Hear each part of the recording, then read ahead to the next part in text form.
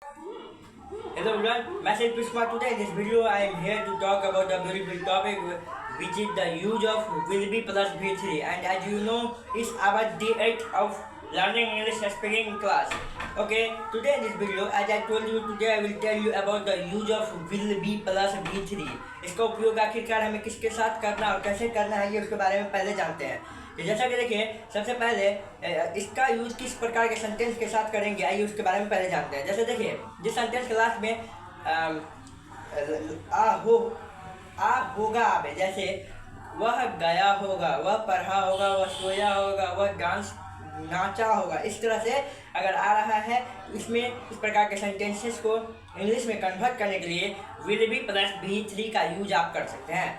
Okay, जैसे और एक बात और हम आप लोगों को बता दें कि इसमें विल बी का यूज किसी भी सब्जेक्ट के साथ आप कर सकते हैं, चाहे वो सिंगुलर सब्जेक्ट हो या चाहे वो प्लूरल हो, आप किसी भी सब्जेक्ट के साथ इसका इस्तेमाल आसानी से कर सकते हैं। ओके, और इसमें किसी भी प्रकार का रूल या रेगुलेशन नहीं बनाया गया कि विल का यूज सिर्फ सिंगुलर सब्जेक्ट के साथ होगा या फिर प्लूरल के साथ होगा, ऐसा नहीं है। आप किसी भी सब्जेक्ट के साथ किसी भी सब्जेक्ट के साथ विल बी प्लस V3 यह जो फॉर्मूला यह जो सूत्र है इसे आप आसानी से इस्तेमाल कर सकते हैं, ताकि आप लोग आसानी से इस्तेमाल कर सकते हैं और आप अपना इंग्लिश स्पीकिंग की जर्नी को स्टार्ट कर सकते हैं। ठीक है, तो आइए इसके बारे में कुछ एग्जाम्पल के थ्रू एग्जाम्पल यानी उदाहरण के माध्यम से समझते हैं। जैसे देखिए कुछ सिंगुलर सब्जेक्ट क्या होता है, सिंगुलर सब्जेक्ट क्या होता है, ही सी नेम और इट होता है जो कि सिंगुलर सब्जेक्ट है, और द प्लूरल होता है I you we they. These are the plural subject which is used for making a sentences in English. ठीक है, प्लूरल सब्जेक्ट क्या होता है, आई यू वी और दे, और सिंगुलर होता है ही सी और नेम इट। ठीक है, इसका उपयोग आप किसी भी सब्जेक्ट यह जो सब्जेक्ट है जो कि अक्सर इंग्लिश स्पीकिंग में इस्तेमाल किए जाते हैं। तो सबसे पहले मैं आप लोगों को सिंगुलर सब्जेक्ट से रिलेटेड कुछ सेंटेंसेस को इंग्लिश में बनाकर बताऊंगा, उसके बाद प्लूरल के बारे में जानेंगे और फिर से उसका एक बार रिहर्सल करेंगे यानी उसका एक बार फिर से रिवीजन मारेंगे। ठीक है, तो जैसे देखिए सिंगुलर सब्जेक्ट क्या सब होते हैं, ही सी नेम और इट। तो सेंटेंस क्या होगा, जैसे वह गया होगा, ही विल प्लस, देखिए इसका स्ट्रक्चर कैसा बनेगा, subject plus will be plus V3 plus object. ठीक है, subject plus will be plus V3 plus object, यह जो है ना इसका स्ट्रक्चर है जो कि आपको मदद करेगा इस प्रकार के सेंटेंसेस को बनाने में। जैसे देखिए वह गया होगा, ही उसके बाद क्या है, सब्जेक्ट के बाद will be, he will be, अब वो का थर्ड फॉर्म लगेगा गॉन, वह गया होगा, ही विल बी गॉन। ठीक है, वह गई होगी, शी विल बी गॉन हो जाएगा, वह सोई होगी, शी विल बी स्लेप्ट। उसके बाद राम खेला होगा, Ram will be played, play का थर्ड फॉर्म लगेगा प्लेड होता है। ठीक है, थर्ड फॉर्म क्या होता है, प्लेड होता है। राम खेला होगा, राम विल बी प्लेड, वह खेला होगा, he will be played. Sita खेली होगी, Sita will be played, Sita गई होगी, सीता विल बी गॉन।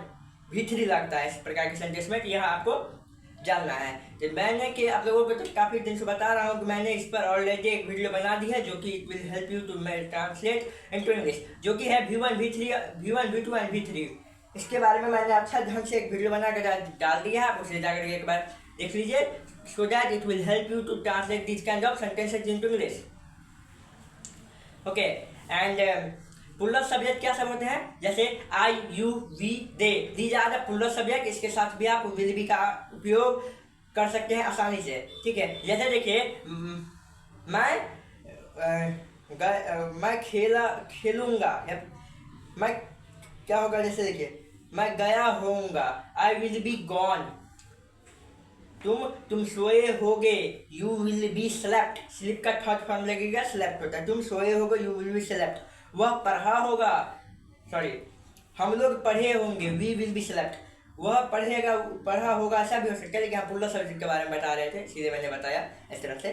उसके बाद देखिए तुम नाचे होगे, you will be danced. Dance का सेकंड और थर्ड फॉर्म डांस होता है, यानी कि DANCE और लास्ट में D हो जाएगा, डांस्ड। तुम नाचे होगे, यू विल बी डांस्ड।